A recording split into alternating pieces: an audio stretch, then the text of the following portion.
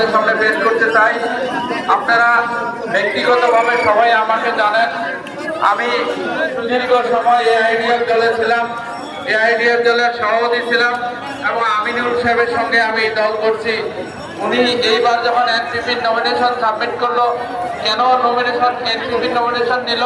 এবং কেন উইথড্র করলো, এই কথার সঙ্গে ওনার সাথে আমার সঙ্গে ভালোভাবে কথাবার্তা হয়েছে। গোপন যেটা পরিকল্পনা হয়েছে, গোপনভাবে যে সমস্ত আলাপ, আমরা যারা ওনার সমর্থক, আমরা সবাই কংগ্রেস করব, কংগ্রেস দলে যোগদান করব, কংগ্রেস দলের প্রার্থী মহিবুর রহমান বাপ্পি সাহেবকে হাতের ছবিতে ভোট দিয়ে ওনাকে প্রাণ করবো বলে আমরা প্রতিজ্ঞাবদ্ধ হয়েছি। সেই সূত্রে আমি এবং আমার সঙ্গে যারা ছিল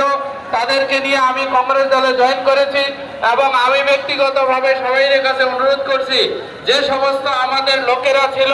আমিনুল সাহেবের সঙ্গে যারা ছিল, তেনাদের কাছে সবাইয়ের কাছে করজোরে অনুরোধ যে আপনারা সবাই একজোট হয়ে কংগ্রেস